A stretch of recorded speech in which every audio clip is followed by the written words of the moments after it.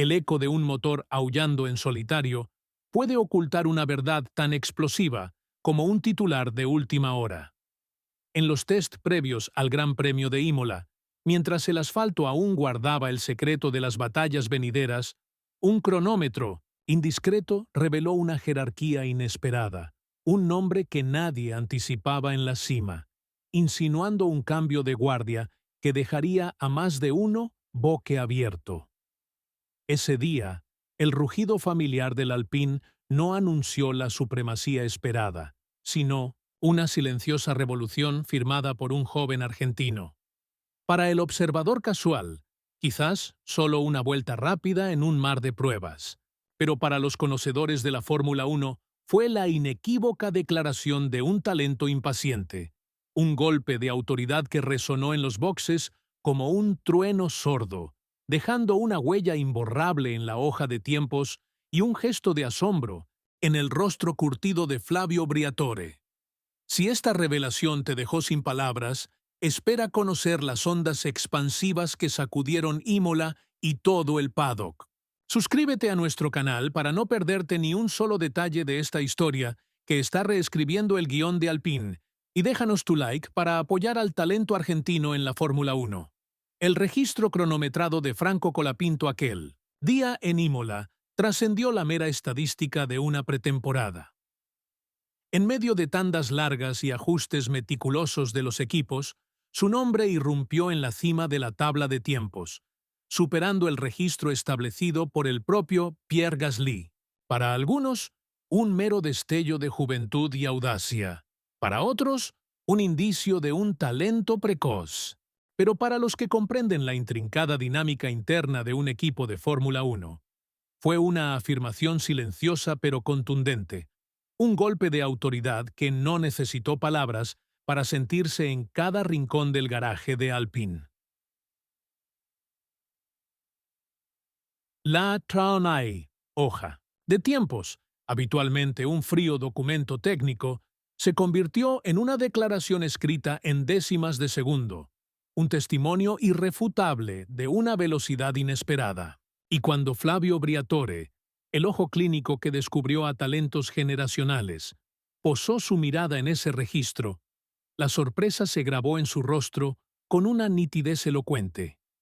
Briatore, un hombre curtido en 1000 batallas y testigo del ascenso de jóvenes prodigios como Fernando Alonso, no anticipaba que un piloto con tan escasas jornadas oficiales a sus espaldas pudiera eclipsar al piloto titular del equipo en igualdad de condiciones. No se trataba de una simulación de carrera con estrategias dispares, ni de neumáticos con compuestos diferentes, ni de ajustes experimentales que pudieran comprometer el rendimiento. Franco Colapinto lo había logrado con lo que tenía a su disposición en una tanda limpia y con una confianza que se reflejó en cada sector del exigente trazado de Imola. Los ingenieros, incrédulos ante lo que sus propios ojos veían en las pantallas, revisaron los datos una y otra vez, buscando alguna anomalía, algún error de lectura que pudiera explicar lo inexplicable, pero no había trucos ni fallos técnicos. Colapinto había exprimido el monoplaza hasta el límite de una manera quirúrgica, sin cometer errores, sin caer en la sobreconducción.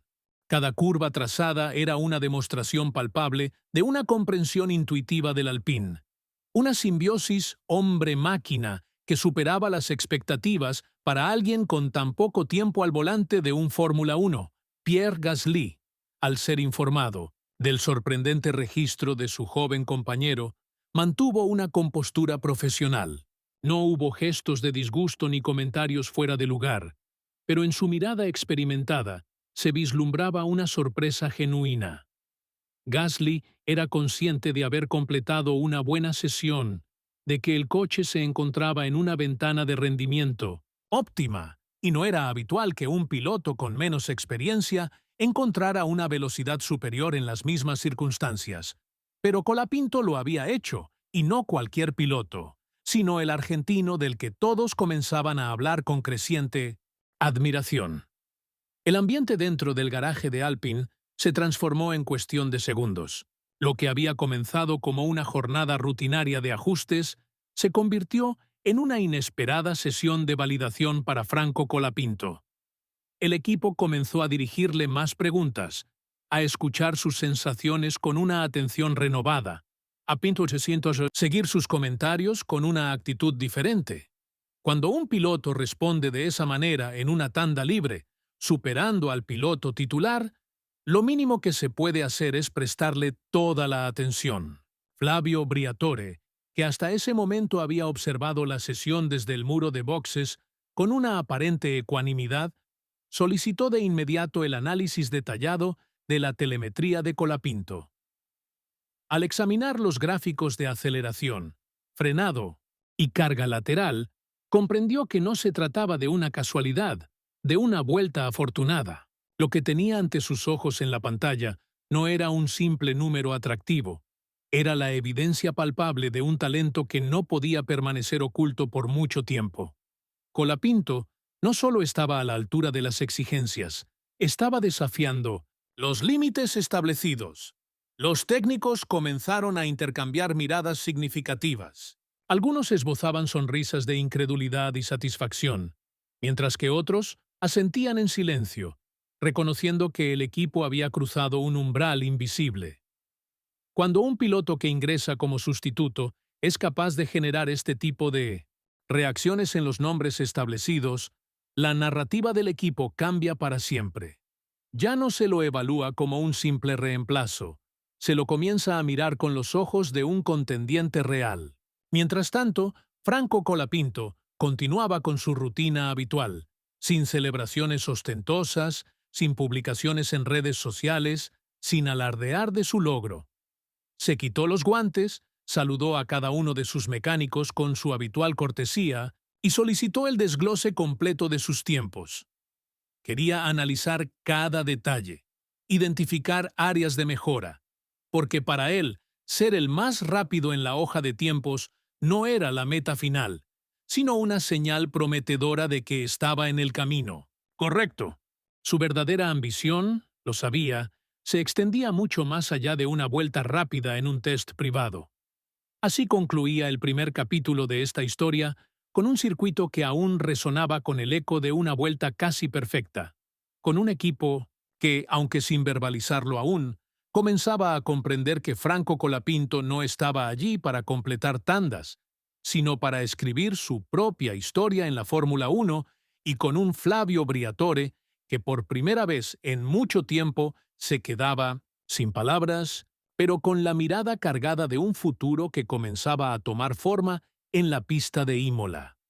No habían transcurrido muchos minutos desde que el cronómetro selló la vuelta de Franco Colapinto, superando el registro de Pierre Gasly en el test privado de Imola. Y sin embargo, una atmósfera sutil pero palpable comenzaba a impregnar el ambiente en el seno de Alpine.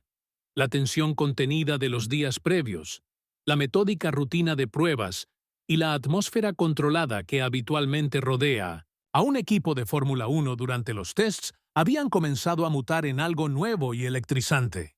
Un silencio diferente, cargado de sorpresa, una creciente admiración y una tácita necesidad de reevaluar las percepciones previas. Porque en la cúspide del automovilismo, cuando un piloto desafía la jerarquía establecida de una manera tan limpia y directa, sin depender de factores externos como incidentes en pista o estrategias arriesgadas, el equipo se ve compelido a mirar con nuevos ojos, a reconsiderar las evaluaciones iniciales. Los técnicos que hasta ese momento habían catalogado a Colapinto como un joven prometedor, un talento en bruto con potencial a largo plazo, comenzaron a procesar una palabra con una urgencia renovada: rendimiento.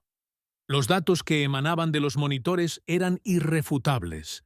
Franco no solo había sido más rápido que el piloto titular, sino que su pilotaje exhibía una precisión quirúrgica. Su capacidad para frenar al límite sin comprometer la salida de la curva, su uso milimétrico del piano interior en puntos, donde otros pilotos suelen excederse, y particularmente su trazada impecable en la exigente curva de Aquinerali, Una de las secciones más delicadas del circuito de Imola eran la elocuente manifestación de un talento innato pulido por una dedicación exhaustiva. Esa diferencia en la ejecución al volante no era fruto de una inspiración momentánea. Era la consecuencia directa de una preparación meticulosa, de horas de estudio y simulación, de una comprensión profunda de los límites del coche y del circuito. Y precisamente ese era el factor que más había impactado a los ingenieros, que un piloto con relativamente poca experiencia en la Fórmula 1 demostrara una capacidad tan avanzada para interpretar no solo el comportamiento del monoplaza, sino también las sutiles variaciones del agarre en diferentes secciones del trazado. Esa intuición, esa conexión visceral con la máquina no era un atributo común. No se enseña en los manuales, simplemente se posee. Y en Alpine, una escudería que había visto pasar a innumerables pilotos con talento a lo largo de su historia, esa diferencia en Colapinto resonó como una alarma inesperada, una señal inequívoca de que algo especial estaba emergiendo. Primero en asimilar la nueva realidad con una madurez encomiable fue el propio Pierre Gasly. Aunque su entorno cercano intentó ofrecer explicaciones plausibles para la diferencia de los tiempos, el piloto francés comprendió que la verdad en la pista era ineludible. No lo interpretó como una humillación personal, sino como una clara advertencia. Un nuevo contendiente había llegado al escenario dispuesto a desafiar el orden establecido. En lugar de aislarse o recurrir a excusas, Gasly solicitó acceso inmediato a los datos de la vuelta de Colapinto. Su curiosidad profesional superaba cualquier resquemor competitivo. Quería comprender qué había hecho el joven argentino de manera diferente para extraer esas valiosas décimas de segundo. Porque en el despiadado mundo de la Fórmula 1, cuando un compañero de equipo te supera con la misma herramienta, el primer instinto de un piloto de élite es aprender, analizar y volver más fuerte. Franco Colapinto, mientras tanto, se mantuvo ajeno al pequeño terremoto que había provocado en el seno de Alpine. No realizó peticiones especiales, no exigió reconocimiento, simplemente se sentó en la sala de datos, solicitó un café y comenzó a desmenuzar su propia vuelta con la misma meticulosidad con la que analizaría un resultado mediocre. Esa capacidad de concentración inquebrantable, ese enfoque casi quirúrgico en cada detalle de su pilotaje, fue otro de los elementos que terminó de convencer a aquellos que aún lo observaban con cierto escepticismo. No se trataba de un golpe, de suerte aislado, era la manifestación de una preparación constante, de un hambre voraz por alcanzar la excelencia, de la mentalidad de un piloto de carreras genuino.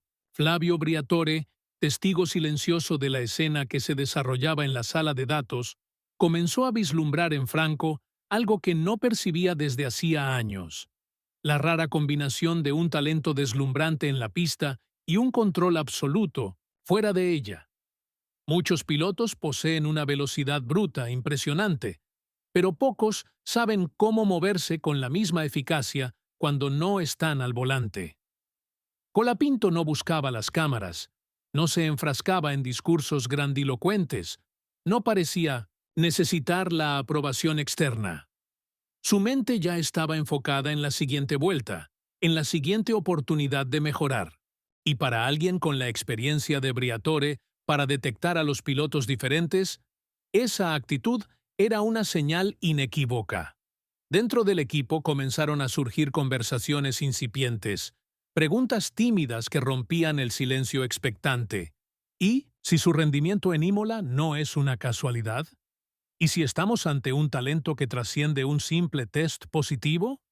El tono de las discusiones internas comenzó a cambiar sutilmente. Ya no se hablaba exclusivamente de cuántas carreras disputaría Colapinto como reemplazo, sino de cuánto tiempo Alpine podría permitirse no proyectarlo a largo plazo.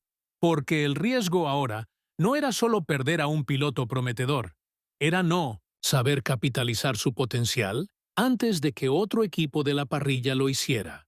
En el universo digital de las redes sociales, los aficionados al automovilismo captaron la magnitud del momento con una rapidez asombrosa. Los hashtags con el nombre de Colapinto se multiplicaron exponencialmente, y las comparativas con el tiempo de Gasly se viralizaron no como una burla hacia el piloto francés, sino como una señal de alerta para el equipo. El mensaje que se repetía con mayor frecuencia era simple, directo y cargado de una verdad innegable. Colapinto estaba listo. Lo que muchos fanáticos argentinos habían anticipado con ilusión durante meses, ahora era confirmado por datos objetivos, por los implacables cronómetros y, lo más significativo, por el respeto silencioso pero elocuente de sus propios compañeros de equipo. Para aquellos que seguían la Fórmula 1 desde hacía años, este tipo de momentos no eran comunes. Eran esos pequeños instantes cargados de significado donde un piloto cambia su narrativa con una sola actuación. No necesariamente con una victoria o un podio, sino con algo aún más poderoso. Una demostración de talento innegable que nadie puede permitirse ignorar. Y eso era precisamente lo que Franco Colapinto había logrado en Imola. Lo había escrito con décimas de segundo en la hoja de tiempos. Lo había firmado con la precisión de su volante y lo había consolidado con la madurez de su actitud.